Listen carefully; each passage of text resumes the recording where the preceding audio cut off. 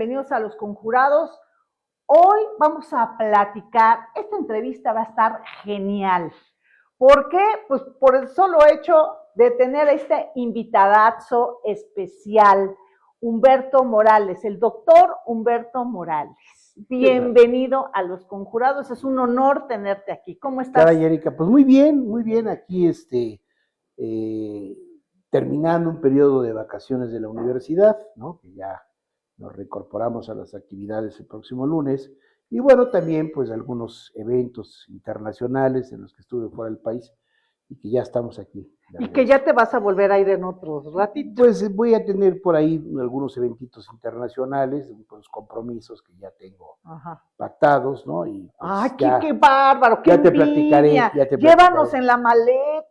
Pues sí, hay que hacer solicitud y todo. Ah, ¿verdad? Sí, me imagino que la cola es larga ahí para decir, lléveme, por hay favor, que anexar doctor. un currículum, ya sabes, ¿no? Haremos lo Pero necesario. Tú llevas ahí ventaja, ¿eh? Ah, bueno, menos mal. Llevas ventaja. Menos mal, ¿no? Mi querido doctor Humberto Morales.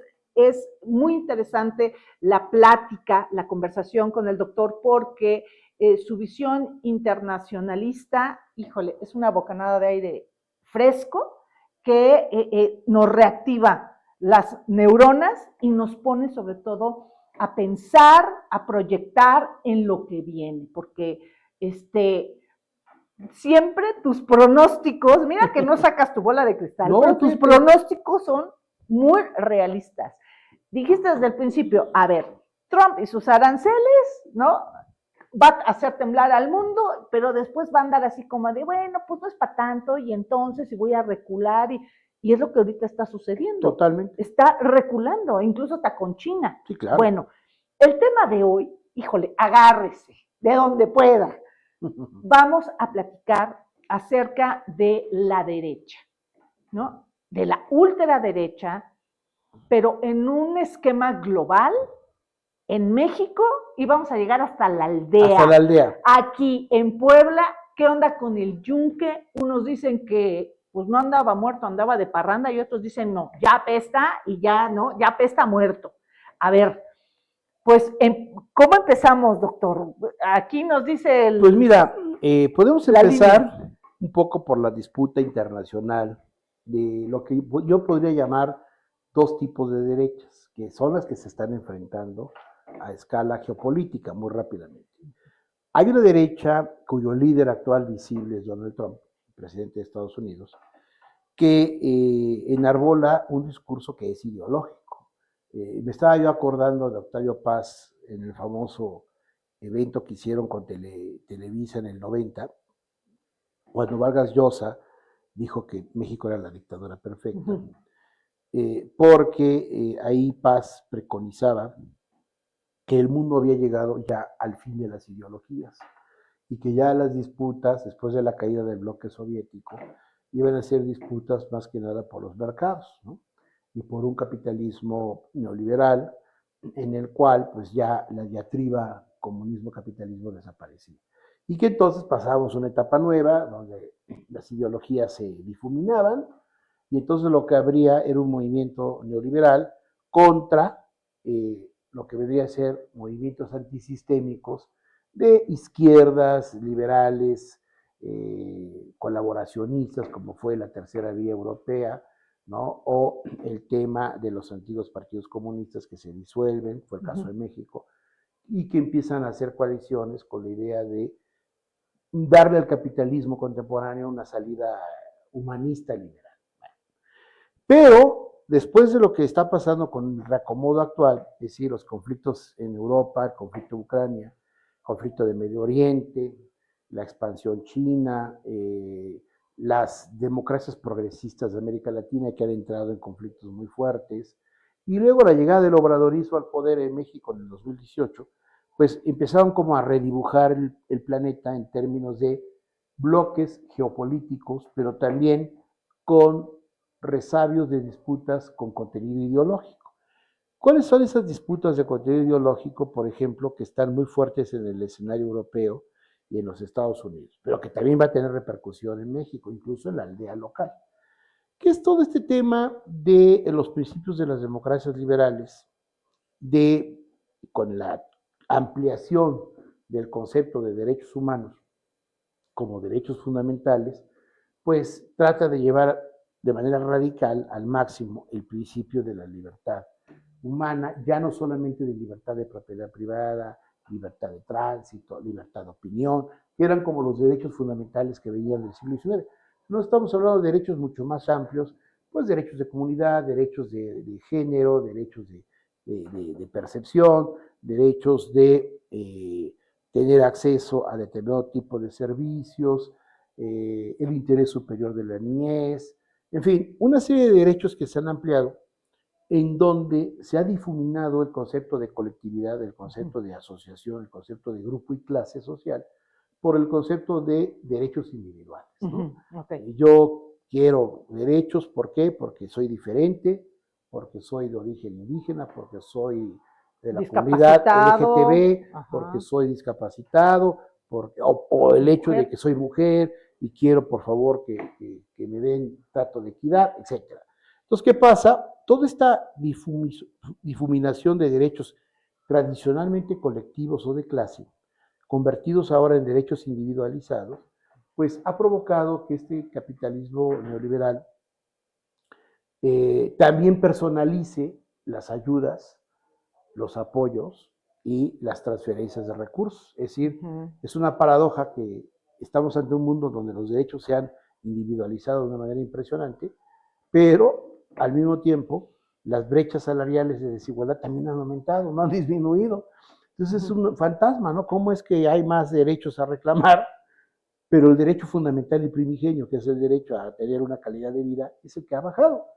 Claro. Sobre todo en estos grupos que demandan apoyos individualizados. Entonces, hay una extraña contradicción ahí. Entonces, ¿esto qué ha generado? Ha generado un malestar en las derechas, porque en Europa, por ejemplo, la Europa de Bruselas, pues es una Europa que ha pregonado la idea de un capitalismo neoliberal, pero a diferencia de Estados Unidos, un capitalismo de unión, un capitalismo de mercado común, un capitalismo de seguir exportando los valores de la tradición humanista y científica europea, pero para el resto del mundo. O sea, Europa nunca se ha quitado la tentación de ser el pensamiento influyente. Entonces, lo ha querido seguir manejando, ha querido seguirlo vendiendo, pero como el malestar, la desigualdad, la pobreza, la exclusión, el conflicto con la migración en Europa ha crecido tanto que ya hay un malestar interno y hay un choque entre la sociedad europea de gente que está más informada, que está más politizada, y ya están hartos de una serie de impuestos y de prerrogativas para mantener estados europeos muy caros, y que no ve la población que su nivel de vida aumente, sino al contrario, está cayendo. Sí. Entonces, ahí hay un malestar entre un grupo social que no tiene una definición ideológica, o sea, no es un movimiento de izquierda, sino es una masa social inconforme, que no le gusta lo que está pasando, y una derecha en el poder en los países europeos que sigue viniendo la idea ideológica de que el mejor humanismo y el mejor capitalismo y las mejores libertades del mundo son la democracia europea, como está diseñada. Eso entra en una disputa porque cuando viene el conflicto de Ucrania, la derecha rusa, que es la que gobierna Moscú, con Putin como presidente, es una derecha que, a diferencia de la europea, es una derecha fundamentalista en términos de que, a diferencia de la europea que busca maximizar las libertades individuales, la ortodoxa rusa dice no, nosotros somos una derecha de pensamiento nacionalista, de respeto por la familia tradicional, de la educación con valores y de un Estado fuerte que promueve la seguridad, el bienestar y el nivel de vida de su población. Entonces, esta derecha rusa es una derecha que trata de darle seguridad y nivel de vida a su población bajo los fundamentos de una religiosidad ortodoxa, que es una religión prácticamente ya de Estado, ¿no? Con la que Putin ya prácticamente hizo un pacto, ¿no? Y que va a defender los valores tradicionales de la familia que se están perdiendo por culpa de la derecha occidental, perversa, woke, como le llaman ahora, ¿no? Que lo que ha provocado es drogas, prostitución, trata de personas caída del nivel de vida, disolución de la familia o este concepto. Disolución de la familia tradicional, sí. Que el tema que más preocupa a la derecha, digamos, rusa y de los países ortodoxos es fomentar la disolución de la familia implica la caída demográfica de la población. ¿Por qué? Porque vamos a tener menos hijos, hay un desaliento a tener hijos, es decir, el Estado pierde el control de la reproducción social. ¿Qué va a pasar el día de mañana? Nos vamos a extinguir. Entonces eso es una tontería, dicen, lo que propone la derecha occidental no tiene salida. ¿Por qué? Porque ellos mismos se están quedando sin población. La tasa de natalidad de los países europeos es muy baja. Sí. La pregunta es, ¿se van a alimentar de los migrantes de África, de Asia, de América Latina? Pues si los avientan en la frontera, no los dejan pasar. Entonces, ¿quién los va a alimentar? ¿Quién los va a reproducir? Claro. Entonces, claro, en un país como Rusia, que es un país geográficamente gigantesco, pero con 125 millones de habitantes, la prioridad número uno de Rusia es tener población. Okay. Porque no solo por la guerra, sino porque se van a extinguir. Entonces, claro, dicen, yo no voy a promover la lógica de una familia que se disuelve o que es monoparental o que no va a tener hijos, que privilegia el cuidado de los perros y de los gatos sobre un bebé. Pues claro que no lo voy a promover. ¿Por qué? Pues me voy a quedar sin población, me voy a morir. Entonces, vienen ahí dos choques. Son dos derechas enfrentadas, disputándose un terreno de guerra que es Ucrania, que también Ucrania está gobernada por dos bloques de derecha, porque mentira que hay una izquierda y no la hay. Entonces, ¿qué pasa? Esa disputa creció, como ya vimos, no se ha podido controlar la paz. ¿Qué pasa? Llega al poder, bueno, en Estados Unidos, la derecha demócrata, el Partido Demócrata, es una derecha liberal, neoliberal, muy acorde al modelo de Bruselas, en pacto con Europa, obviamente enfrentando a Rusia y enfrentando a China, porque China es el otro poder autocrático con una paradoja. Está gobernado por un partido, el Partido Comunista, que sigue una filosofía de origen marxista en el fondo, pero que al mismo tiempo maneja una ideología conservadora muy parecida a la rusa. Los chinos dicen, nosotros somos un partido que gobierna el país, tenemos un capitalismo de control social, es decir, el mercado sirve para el bienestar de la gente. Y en eso no somos capitalistas, y eso tiene razón. Es la parte de izquierda. Y sí les ha funcionado. Muy bien, es la parte de izquierda del Partido Comunista Chino. Y la parte derechista del Partido Comunista Chino, ¿cuál es? Vamos a enfrentar militar y comercialmente a quien se nos ponga enfrente, porque nosotros somos los mejores proveedores económicos del planeta. Y tampoco vamos a permitir estas libertades individualizadas y que la familia disuelta, no, ni madre. No, eso, claro. Sáquenlo, porque nosotros no tenemos esa visión. Para nosotros es muy importante preservar la unidad familiar, la educación de los niños y de las niñas, ¿no? En la lengua china no existe eso de los, las, les, eso no existe, como no existe el ruso tampoco, ¿no? O sea, eso no existe. O sea, señores, sean serios, ¿no? El mundo debe caminar así, y eso que China es un país muy poblado, donde la tasa de natalidad es casi igual a cero. Pero China no tiene problema demográfico porque tiene un ejército de reserva para los próximos 50 años. Entonces dice, no me voy a preocupar por ese problema, pero tampoco lo voy a fomentar. Entonces hay una autocracia china, en el fondo, conservadora, profundamente autoritaria, pero que tiene una visión del mercado completamente contraria a Europa y a Estados Unidos.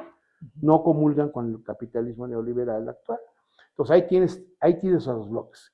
Llegan los republicanos, y lo primero que hace Donald Trump es decir, los demócratas son unos mentirosos, son unos ladrones, han hipotecado a Estados Unidos con guerras que no tenemos por qué estar ahí, y nos hemos metido en pleitos con quien tampoco debemos de pelearnos, porque el objetivo fundamental nuestro es enfrentar el mercado chino, ¿no? Los chinos son realmente nuestros enemigos, no los rusos. Entonces, ¿qué quiere decir esto? Nos equivocamos, vamos a corregir el camino, pero también nos estamos equivocando ideológicamente.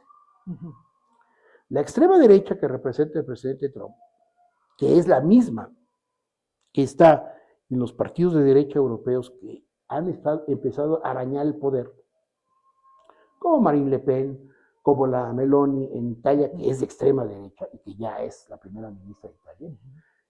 Tienes ahí los partidos de derecha neonazi en Alemania, que están ya cada vez ganando más poder. tienes una derecha que sigue siendo fuerte en el Reino Unido, sigues teniendo la derecha posfranquista en España, que ahí está, ¿no? En fin, todas esas derechas que medio gobiernan en Europa están felices con Donald Trump, están encantadas, porque ya encontraron al líder de su movimiento ideológico. Ese movimiento ideológico es, vámonos por un nacional capitalismo. O sea, no vamos a llamarle nacionalsocialismo porque se van a parecer a Hitler, pero vamos a llamarle nacionalcapitalismo. O sea, primero nosotros y después nosotros. Nuestro origen, nuestra identidad es, somos de este origen, somos cristianos, ¿no? Aquí ya no importa si te das cuenta, en esta extrema derecha ya no hay divisiones de protestante y católico. Donald Trump tiene la bandera media hasta por la muerte del Papa. Nunca había pasado a los Estados Unidos de esa forma. Y va a las exequias el sábado. ¿Por qué un presidente que es de tradición protestante de repente hace clic con la tradición católica? Pues porque la derecha católica americana, que tiene también mucho poder, que controla la cuarta parte de la población de los Estados Unidos, incluyendo los latinos, no solamente financió su campaña, sino que están de acuerdo con él, de decir, tienes razón, vámonos por la familia tradicional. O sea, un discurso que en el fondo es muy parecido al chino y al ruso. O sea, son discursos de derecha coincidentes. Es decir, la derecha está muy bien posicionada ahorita en todo la el mundo. Extrema derecha. La extrema no, la derecha. extrema, es la que está agarrando fuerza. Y su líder nato ahorita es Donald Trump. Mientras que la derecha liberal perdió la batalla en Estados Unidos, al perder los demócratas el poder, y en Europa la están perdiendo por la división de Bruselas. ¿Por qué? Porque la extrema derecha europea que dice, Trump tiene razón, la guerra de Ucrania fue un engaño, fue un error, nunca debimos pelearnos con Rusia. Hay que pactar con los rusos. No los quieren tampoco. Dicen, no, los rusos no son nuestros amigos, pero hay que pactar con ellos, porque tienen un punto en común. Son fundamentalistas también. O sea, Putin tiene algo en común con la extrema derecha europea. Coinciden en los valores. Entonces dicen, no me voy a enfrentar al ruso, ¿para qué? O sea, la Iglesia Ortodoxa rusa, la Iglesia Católica Europea y las iglesias protestantes europeas se pueden entender. ¿Para qué nos vamos a pelear? ¿No? Hay que sacar del poder a los Macron, a todos esos salvajes, ¿no? Que son una bola de soñadores que creen que Europa va a ser el gran modelo del planeta con ideología woke y eso nos va a llevar a la extinción. No, hay que sacarlos del poder. Oye, y perdón que haga este paréntesis, esto se está reflejando ahorita en el Vaticano, en el cónclave. Por supuesto, todo eso. Claro, a ver, lo del cónclave está muy bien conectado. Por eso, ¿por qué crees que va el líder de la extrema derecha al Vaticano, que es Donald Trump? ¿Por qué crees que va? Pues va porque lo que quiere es marcar la línea con los cardenales que pueden apoyar la llegada de un papa de extrema derecha, que es lo que quieren. O sea, un papa que le dé un giro al Vaticano y que le dé un aire de respiración a esta derecha fuerte, tanto europea como americana, y que eso permita reconfigurar el orden ideológico del mundo. Por eso están ahí. Es decir, que todo este trabajo, ¿no?, que hizo el Papa Francisco en el sentido de, al menos en el discurso, ¿no?, abrir las puertas a los homosexuales, a las comunidades LGBT+, y todo eso, o sea, no hizo tanto en cuanto a los fundamentos de la iglesia, eso no quedó inamovible, pero al menos en el discurso así fue.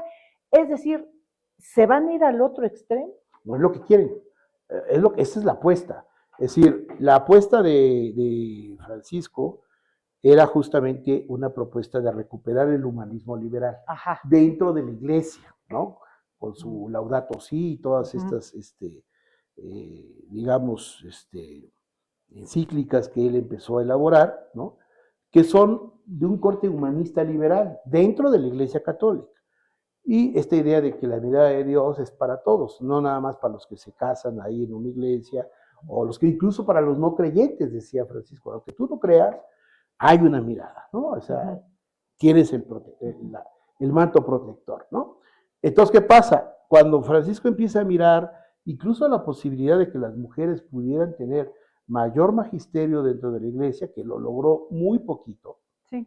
Hay una mujer que sí logró hacer la presidenta de un área de poder dentro del Vaticano, pero no pudo avanzar más. Claro, no pudo avanzar más porque hay una derecha del Vaticano tradicional que es profundamente conservadora y que pues siente amenazada su permanencia con un papa así. ¿Qué va a pasar? Con la muerte de Francisco, los problemas que él no pudo resolver se van a magnificar. Sí, claro. Se van a magnificar porque la cruzada de la extrema derecha mundial es exactamente lo contrario de lo que él quería hacer. Claro. O sea, para la extrema derecha trumpista europea, Francisco es un marxista de izquierda. Claro, claro, claro. Y entonces, ¿no? ahorita, Entonces, si la tendencia mundial es irnos a la extrema derecha, ahorita esto también va a suceder en el Vaticano. Bueno, eso lo vamos a ver. O sea, obviamente ahí van a jugar muchas fuerzas. Obviamente la Europa de Bruselas, ahí yo creo que Macron va a ser el más activo de Francia, van a maniobrar para que se quede, probablemente apoyan al cardenal de Marsella, que parece que es el que puede ser la apuesta de Bruselas para Papa, que es un, digamos, cardenal liberal. Es decir, Europa le está apostándole a un cardenal liberal, que si no puede ser europeo, no verían con malos ojos que fuera otro latinoamericano o un africano. O un africano. Porque eso se daría el contrapeso. Porque África es, en cuanto a número de católicos, es el principal ahorita. No, es América Latina. ¿Sí? Sí, sigue siendo América Latina, pero África está creciendo. Ahora, África es una tierra de disputa otra vez a nivel mundial. Entonces, yo creo que a los liberales de Europa les conviene, si no pueden imponer a un cardenal moderado europeo, quizás apoyar a África. Pero ahí, curiosamente, la Iglesia Ortodoxa rusa, que tiene su propio papa y que va a haber un representante de ellos en el funeral, apostarían por lo mismo. O sea, para Rusia un papa africano les conviene, porque Rusia tiene cada vez más presencia en África. Y entonces un papa africano sería más proclive a pelear por la real independencia económica, cultural de África con respecto al colonialismo occidental, y ese discurso a Rusia le conviene. Ya, de acuerdo. Y entonces sería también bajo estos principios de regresar a la familia tradicional, un poco ¿no? Sí. De cerrar un poco también este discurso o al menos cerrarles las puertas a esta familia progresiva, ¿no? Sí, del progresismo, como le llaman, el progresismo europeo o el progresismo americano, que se ve con malos ojos, como que están fuera de la mirada de esta gran extrema derecha combatiente. Entonces, hay una disputa ideológica, otra vez. Pero ya no es comunismo-capitalismo, es una disputa ideológica de valores fundamentalistas, ¿no? Se ha trasladado el campo ideológico a esos valores. Y luego, del lado de América Latina, yo he estado insistiendo con algunos textos, ¿no? Que el progresismo latinoamericano tiene un contenido diferente al europeo. Si tú a un europeo le dices, en América Latina, México es un país progresista, te van a decir, ups, ustedes son de derecha. Porque en Europa el progresismo a nivel popular es visto como un movimiento de derecha. O los woke de derecha. Que el pueblo trabajador europeo, de las clases obreras en los países europeos, lo ven con recelo. Dicen, no, estos cuates están locos, ¿no? Y los de izquierda, de tradición marxista europea, también dirían, no, el movimiento woke no es de izquierda. Es un movimiento reaccionario de derecha, eso no lo confundan con la izquierda. Entonces hay una cosa curiosa. La izquierda histórica, de tradición marxista, de la lucha de clases, que sigue siendo fuerte en Europa, que también ya la hay en Estados Unidos, que siempre la ha habido en México y en muchos países de América Latina, coincide en eso con la extrema derecha. Coincide con la extrema derecha en decir, en ese punto tenemos acuerdo con la extrema derecha. Esta idea de la familia woke progresista no es izquierda, es reaccionario, va en contra de los valores de la clase obrera, de la lucha de clases. Y entonces, curiosamente, esa izquierda ve con un guiño diciendo, esta parte de la extrema derecha nos conviene.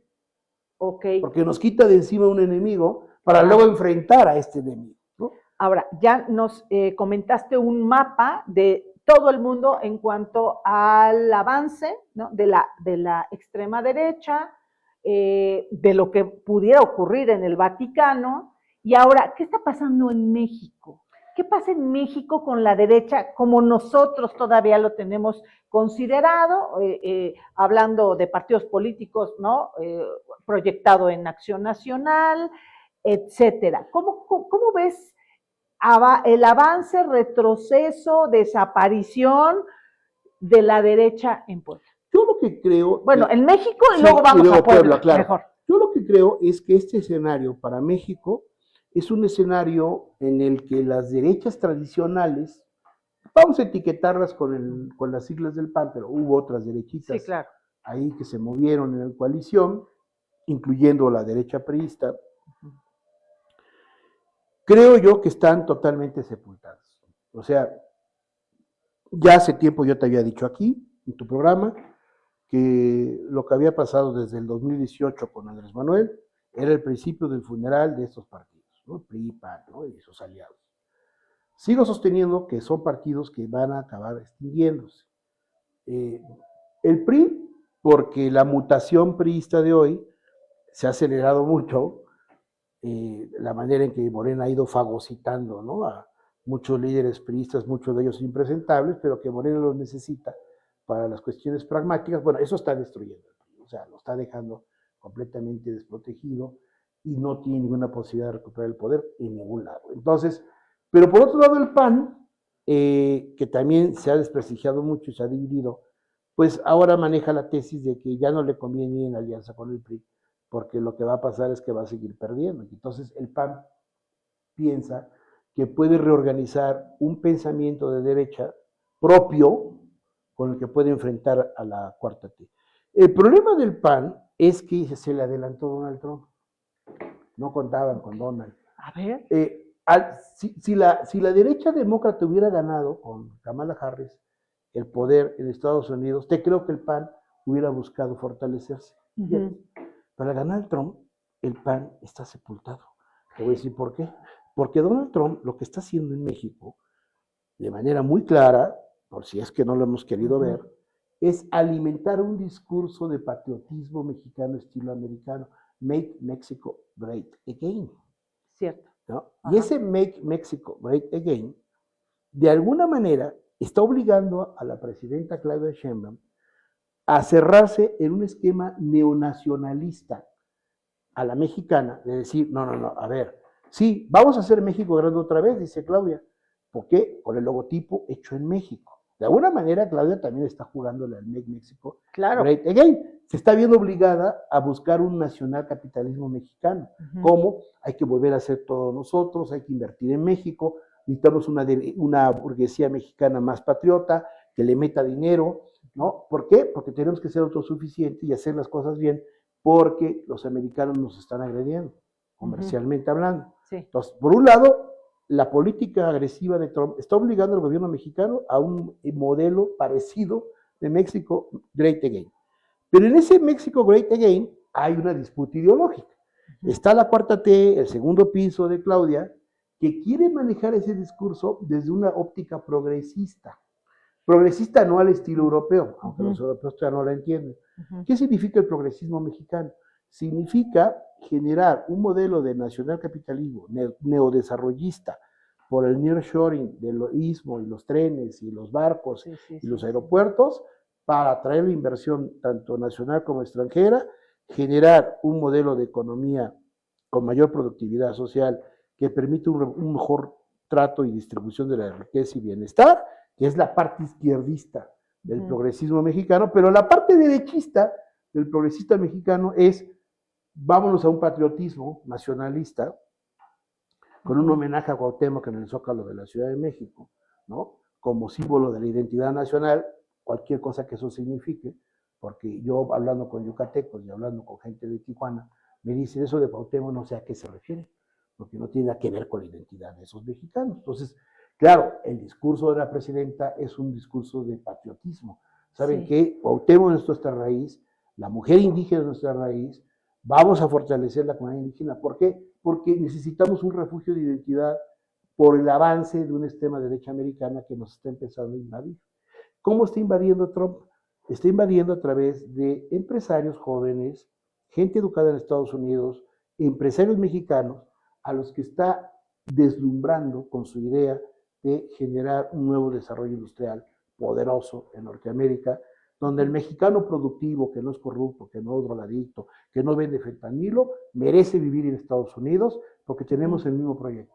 Entonces tiene a Verástegui como uno de sus ideólogos, completamente conservador, de familia tradicional, antiguo, o sea, totalmente alineado a ese modelo. ¿Y qué le dice Trump a Verástegui? Muévete en México. No sé si va a ser su candidato, a lo mejor no le alcanza, pero lo que sí está haciendo la gente que está detrás de Verástegui y los empresarios mexicanos que sí están enamorados del modelo de Trump es preparar el discurso ideológico a través de prensa, televisión, radio, medios digitales, ya lo están haciendo, de decir, México necesita una sacudida al estilo Trump para cambiar. ¿Por qué? Porque la cuarta T no cumplió, porque siguen los homicidios, porque sigue el narco, porque somos un estado corrupto, narcotizado, inseguro, y además no se protege a la familia, ¿no? Entonces, ¿qué hay que hacer? Hay que romper con todo eso. ¿Cómo lo rompemos? Con un nuevo movimiento nacional, patriota, de Make Mexico Great Again, y ahí el PAN no cabe. Los van a aplastar, porque los nuevos líderes no van a salir del PAN, van a salir de esos grupos de derecha que están cabildeando en Washington, no en las rodillas de Romero y todos esos cuates. ¿No? Entonces, ¿qué pasa? Los yunques poblanos, los están fuera de la jugada, porque ya ni capital tienen, ya ni dinero tienen para decir, voy a armar una campaña de Make Puebla Great Again. ¿Cómo la vas a hacer? ¿Con qué capital? ¿Con qué empresarios? ¿Quiénes van a ser tus líderes de modelo de ejemplo para que la gente diga voy a votar por ustedes? No están, porque esos líderes, esos empresarios, esos inversionistas los está cooptando la cuarta T. ¿Sí? Se los está llevando. ¿Sí? Entonces, los riestritas y todos estos cuates, las genovevas y todos esos cuates, no tienen con qué, porque no tienen discurso ideológico coherente. El discurso ya se lo robó un grupo de gente más joven, más preparada, educada en los Estados Unidos, multilingüe, que además están captando esta idea de renovar a México desde la raíz para acabar con todos los flagelos, con una mirada de alinearse al modelo trumpista de crecimiento económico hacia América del Norte. Los yunques no pueden hacer nada porque el movimiento yunquista históricamente es un movimiento nacionalista mexicano que en el fondo también era antigringo. Desconfiaban de los gringos, ¿no? Querían que México tuviera una tradición más europea, ¿no? Más de la democracia liberal europea. Eso ya cambió, ya murió. Entonces, y luego una iglesia conservadora, como los Octaviano Márquez y Toriz y compañía en Puebla, tampoco ya no puede existir. ¿Por qué? Porque aunque venga un papa conservador ahora, la iglesia católica también ha mutado. Y en América esta iglesia católica, por muy conservadora que sea, tiene que mirar el lado de recuperar los pueblos indígenas, las tradiciones culturales autóctonas, y tiene que buscar a la protección de la niñez, de la mujer y de los desprotegidos que pueden ser las comunidades LGTB y las demás, porque la iglesia ya no las puede negar. Entonces, esa iglesia con yunques tampoco camina. Ya perdieron la palabra de Dios. Entonces, Dios ya no está de su lado tampoco. Entonces, ahí hay un problema serio. Porque por más que conspiren, se reúnen en lo oscurito y digan, no, vamos a buscar ahorita nuevo liderazgo para que la juventud nos vote, yo lo veo muy complicado. Oye, a ver, entonces, ¿podría ser la subsistencia del yunque o del PAN incluso si pactara en lo oscuro con gobiernos de la 4T con Morena? Yo creo que eso es lo que están intentando hacer. Yo creo que los panistas más sensatos están haciendo eso, están buscando alianzas con la cuarta T, porque en las alianzas que hagan, lo que están buscando es que haya un equilibrio entre el toma y el daca. Es decir, los panistas que tienen más liderazgo regional, alcaldías o algún gobierno por ahí, que más o menos tienen influencia, son los que pueden pactar con la cuarta T. ¿Por qué? Porque si la cuarta T detecta que en un estado va a ganar un líder panista, pero por él, por su equipo, o va a tener alcaldías importantes, a la cuarta T le conviene negociar.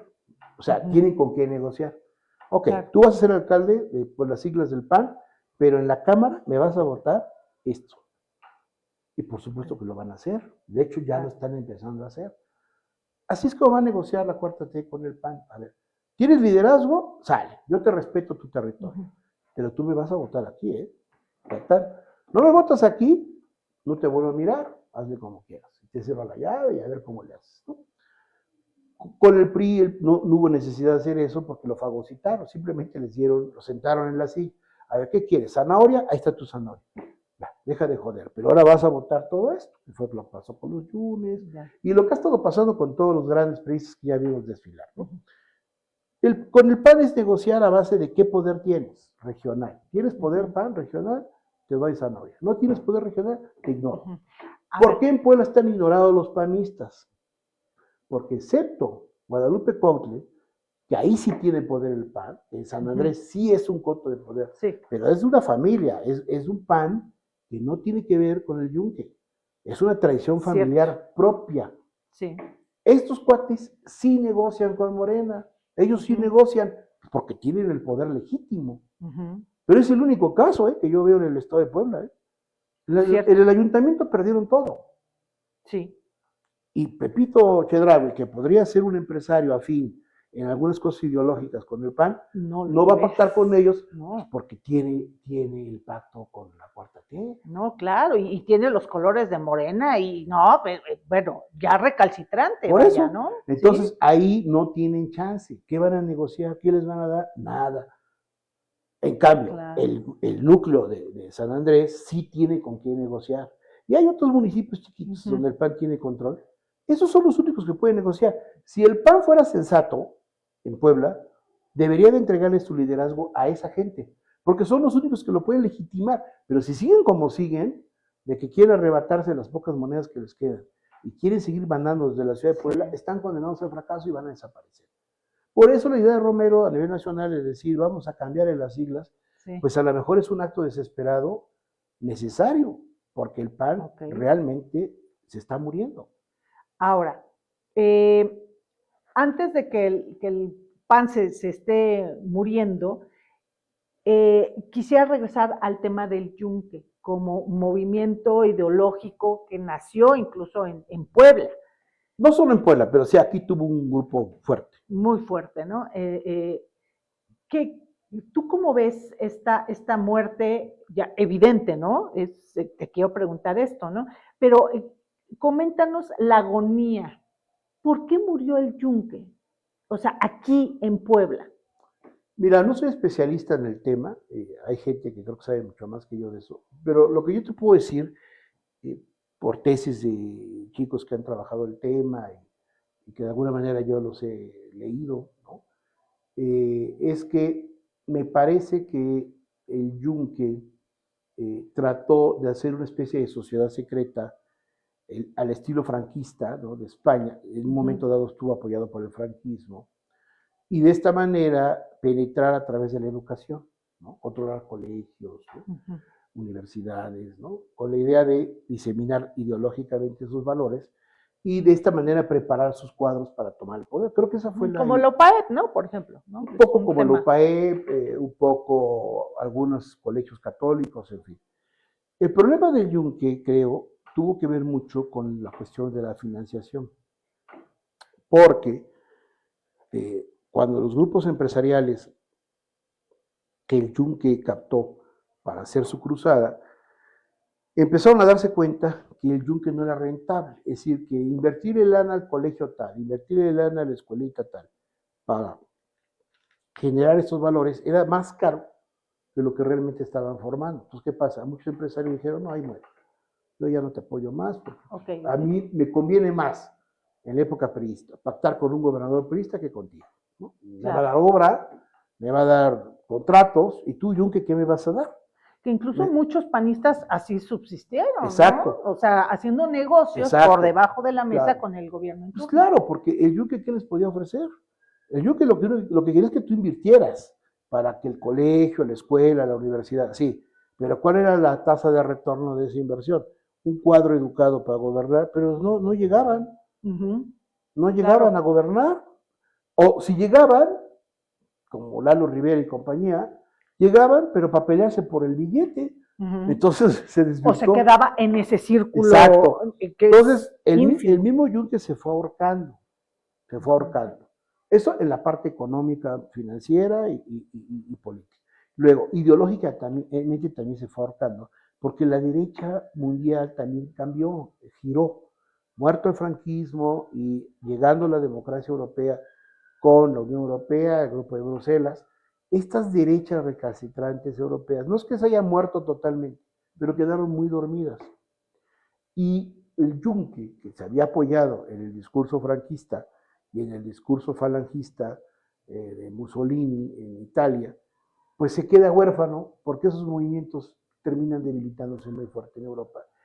Y porque la derecha americana, tanto republicana como demócrata, nunca se entendió con ellos. La derecha americana es una derecha cultivada, es una derecha preparada, es una derecha muy de visión anglo y protestante. Esa derecha jamás se entendió al yunque. O sea, los vieron como unos idiotas, ¿no? O sea, los cuates que quieren que Monseñor toque la campana a las 7 de la mañana y presida las misas a las 6 de la tarde, pues para la derecha americana eso era ridículo. Entonces es que no, eso no puede ser. La derecha americana penetró en México de una manera mucho más inteligente que el yunque a través de las escuelas metodistas, ¿sí? Con el metodismo y con algunas escuelas bautistas, ¿no? Pero sobre todo metodistas. ¿Y qué hicieron con el metodismo mexicano? Eso está más estudiado. Generaron escuelas buenas, crearon hospitales, enfermeras, que fue la especialidad de los metodistas, educaron gente con mayor calidad que lo que el yunque hacía. Se robaron esa clientela. Hasta la fecha tuve universidades como la Madero, que es una herencia metodista, ve lo que fueron los hospitales de enfermeras famosos, como lo que fue el Hospital Latino, etcétera, que todo eso era metodista protestante. Bueno, hasta la fecha, Madero está manejado por un grupo de metodistas. Okay. ¿Tú crees que un grupo como ellos va a jalar con él? ¿Okay? Jamás en su vida. Aunque compartan algunos valores religiosos comunes, a la hora de la actuación, por supuesto que no. Es decir, ahorita el PAN, ¿no? Todavía lo que queda del PAN, en Puebla, por ejemplo, entonces el yunque ahorita prácticamente pues está muerto y lo que sigue es un PAN que se sostiene con alfileres porque no hay una ideología. No tiene ya una ideología claramente definida, o sea, ya quedó muy difuminada esa ideología panista y lo más militante conservador que tenía el PAN ya se lo robó la derecha trumpista y sus discípulos que están en México, que van a formar un nuevo partido, eso me queda claro. Van a generar un movimiento grande para oponer a la Cuarta T desde el 2027, desde ahí van a empezar a trabajar. O sea, ¿sería la competencia directa del PAN? Sí, van a desplazar al PAN y a todas esas derechas y se van a querer afianzar como el nuevo grupo, porque es el que va a disputar la presidencia en el 2030. Ese es el proyecto, de acuerdo, ¿no? Del trumpismo. O sea, necesita un gobierno mexicano que comulgue con ese discurso de la extrema derecha americana. Ese es el proyecto. Claro, Trump va a estar 4 años, pero como va, es capaz de modificar la constitución americana al estilo chino o al estilo ruso y se va a aventar otro periodo. Lo puede hacer, ¿eh? Claro. No, o sea, pues ya lo está haciendo, Trump está haciendo lo que se le pega la gana. Trump puede llegar a ser presidente todavía en el 2030 para ver qué pasa con México. De acuerdo. Ahora, en este contexto que nos estás comentando, ¿cómo está México con esta extrema derecha y sobre todo, ¿no? Esta derecha trumpista? Porque pues entonces parece ser que la vamos a tener muy complicada, porque no hemos entrado del todo ¿no? A la posición que quiere Trump de México. Al contrario, ha encontrado ciertas resistencias. Sí, yo creo que en el caso de México hay un problema delicado a nivel de política exterior con la doctora Sheinbaum. En mi opinión, creo que Sheinbaum tiene que tener mucho cuidado de que las negociaciones con Estados Unidos no caigan en una subordinación absoluta, porque si cae en la subordinación la van a aplastar. Es decir, el tema del TECMEC, por ejemplo, ¿no? El tema de los aranceles, que si la disputa va a ser por el 10% del aluminio y del acero, y que no se van a tocar otros más que están pactados en el TECMEC. Pero ya el hecho mismo de que la política comercial de Trump diga, va a haber un arancel general del 10% y vamos a ir viendo selectivamente aranceles a la industria automotriz, ya son violatorios del TECMEC, ya son. Okay. La presidenta ha querido ser cautelosa, decir no vamos a pelear, vamos a aguantar, vamos a esperar, llama a actos patrióticos de unidad, ¿ok? Pero con actos patrióticos de unidad no va a resolver el problema. La gente puede salir al Zócalo a decir, sí, claro, muera el golpismo de Trump y sacan los Judas con Trump y lo queman en el carnaval. Pues está muy bien, pero eso no resuelve el problema. El problema es un tema de cabildeo en Washington, donde Marcelo Ebrard, que lo ha hecho bien, tiene que tener un super equipote para decir, a ver, vamos a ir negociando con estos cuates, explicarles que podemos llegar a acuerdos, podemos hacer una política de saneamiento de la migración, del fentanilo, que eso es lo que ha estado haciendo la presidenta, pero tampoco me voy a tirar al suelo que me aplastes, porque todo lo que tú me quieres imponer viola un acuerdo comercial que está pactado por arbitraje internacional. Yo creo que ahí está el límite, ahí es donde Claudia tiene que sacar el diente, es decir, a ver, yo soporto muchas cosas, mi querido Donald, pero una cosa sí te voy a advertir, si tú sigues violando el TECMEC, me voy a ver obligada a demandar a Estados Unidos ante un tribunal de arbitraje internacional y lo vas a perder. ¿Por qué? Porque los tratos son los tratos. Y si algo respeta la cultura política gringa, es la cultura del contrato. Aquí hay un contrato. ¿Lo violas? Pues te demando. Y te van a cobrar una multa. ¿Por qué? Porque me estás violando un trato. Ahora, ¿no te gusta el contrato? Espérate a que termine y ya vemos las nuevas reglas del juego, pero ahorita está pactado. Es ahí donde Claudio tiene que empezar a dejar claro que puedo ceder, puedo aguantar, órale, ¿quieres que meta soldados en la frontera? ¿Me vas a poner una base militar para observarme? Sale. ¿Quieres que controle el fentanilo? Sale. Oye, que los chinos, que mándalos a volar por sus mercancías. Lo que sea ilegal, va. Lo que sea legal, no. Porque con China no voy a romper tampoco mis tratos comerciales, pues claro, ni estuviera loco. Oye, pero esta posición de la presidenta a ser más drástica, más determinada en muchas de sus acciones que ya está haciendo, por ejemplo, lo de la ley de las telecomunicaciones, en donde ya la Secretaría de Gobernación va a decir, a ver, toda publicidad, promoción, todo, incluso incluyendo también el Internet, que sea extranjero y que se quiera publicitar aquí en México, vamos a tener que revisarlo. El punto es de que, bueno, pues también va a ser muy complicado porque entonces ahí estamos hablando de una censura.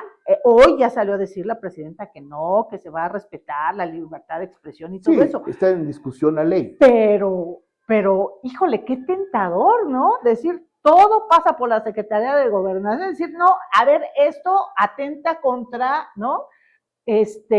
Alguna simulación o algo, una invitación por ejemplo, a los, ¿no? De la cultura de los narcos o sea, es que ahí ya, ¿no? Está englobando una situación que dices, bueno, esto a mí me parece que no debe de ser, y nos podemos pasar al otro extremo de decir, hay una autocrítica tan fuerte, ¿no? Que pudiera haber también una censura.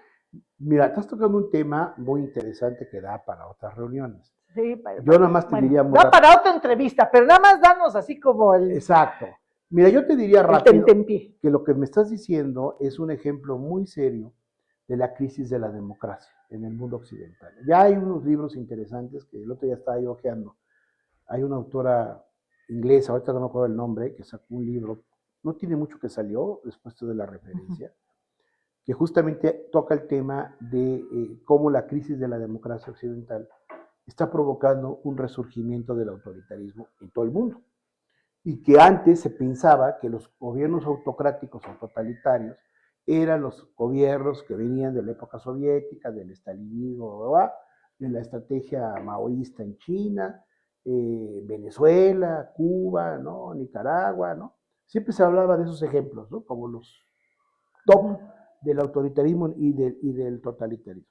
Pero lo que se está viendo ahora es que ya la crisis de la democracia es tan grande, la desconfianza en general es tan grande y las presiones geopolíticas son tan fuertes que la democracia ya no puede hacerle frente a estas amenazas de golpe de Estado, de lawfare, de injerencismo. Y entonces, ¿qué pasa? Lo que está provocando la crisis de la democracia es el reforzamiento de un nuevo tipo de autoritarismo nacionalista para defenderse de las agresiones externas. ¿A costa de qué? De limitar las libertades democráticas, en este caso de expresión, de opinión, de circulación. Es una contradicción, pero así está pasando. Así está sucediendo. Claro, o sea, a ver, en la Unión Europea, en Estados Unidos y en Rusia y en China, la libertad de expresión está completamente controlada por los gobiernos. Tienen leyes en donde hay cosas que están prohibidas que tú hagas como ciudadano. Si yo estoy en Europa y estoy con mi teléfono celular y quiero decir algo o comunicarme con alguien, primero me va a intervenir. No, haz la prueba. Tú, en cualquier país europeo, para que tú puedas conectar a internet, tienes que dar tu identificación, tu nombre, tu correo, de qué país eres. Okay. Claro, para que te puedan dar acceso a la red, si no, no entras. Te jodes, nada de que... Sí, tú puedes tener red libre contratada desde México y estás en una calle, en cualquier país europeo y te conectas, pero aguas, te conectas a cierto tipo de redes, pero en otras no entras. Su control. Okay. Y tú dices, oye, es un país democrático en Europa, sí, pero esto no. Pero aquí el Estado te controla y hazle como quieras. En China es todavía peor, ¿no? En China literalmente vas a ver lo que el gobierno chino quiere que veas en esto. Sí. Rusia igual. Rusia te dice, sí, tú te puedes comunicar con el mundo, pero estas son las restricciones. Okay. Y hágale como quiera. Lo que está haciendo Donald Trump en Estados Unidos es lo mismo ahora. Antes no, antes en Estados Unidos era más libre.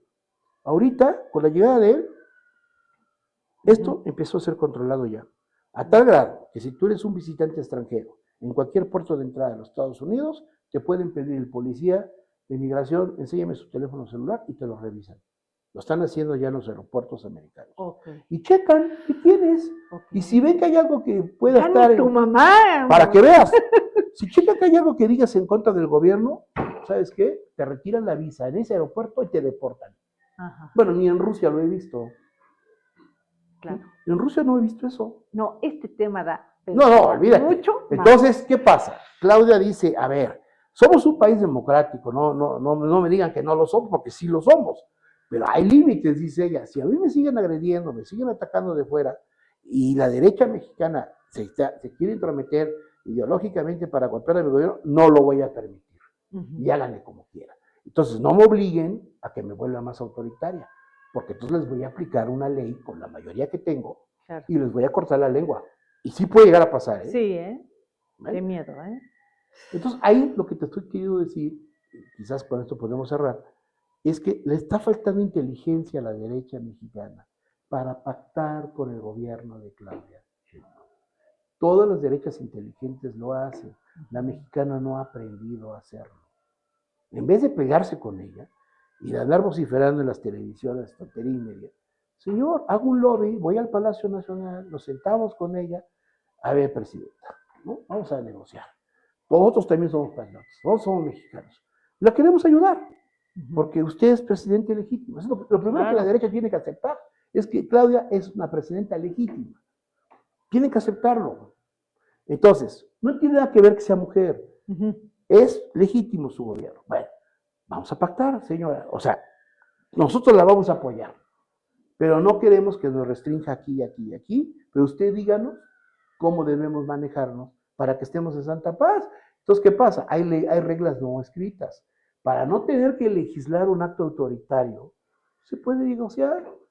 Entonces, manda a la Secretaría de Gobernación, a Rosa Isela, a decirles, a ver, señores, no vamos a hacer ninguna ley anti-publicidad, pero con una condición, las reglas del juego son estas. ¿Está dispuesto a aceptarlas? Hacemos el pacto, sale, se acabó, y ya, no pasa nada. Pero si tú lo que quieres es confrontar, golpear, y no te quieres sentar, lo que vas a provocar es que el autoritarismo aumente. Y ahorita Claudia tiene el control de las cámaras. Te vas a enfrentar a ese gobierno. Y pronto del Poder Judicial. Y pronto el Poder Judicial. Entonces, a ver, ¿quieres golpearte contra los poderes del Estado? Pues no seas tonto. Si tú estás en la oposición, tienes que hacer lobby. Claro. Híjole, qué padre tema se nos queda en el tintero para sacarle más juguito a esto. De verdad, muchísimas gracias, doctor Humberto Morales. Espero que le sirva al público para hacer el debate, ¿no? Así es, no, claro que sí. Muchísimas gracias, doctor. A ti. Muchísimas gracias por tu compañía. Si te gustó esta entrevista, ay, la verdad estuvo muy buena. El doctor Humberto Morales siempre es garantía. Dale like y compartir. Checa nuestras redes sociales y échate un clavado a Los Conjurados porque te va a gustar. Besitos, excelente tarde. Bye. Muy bien. Está buenísimo. ¿Sabes qué? Vamos, quiero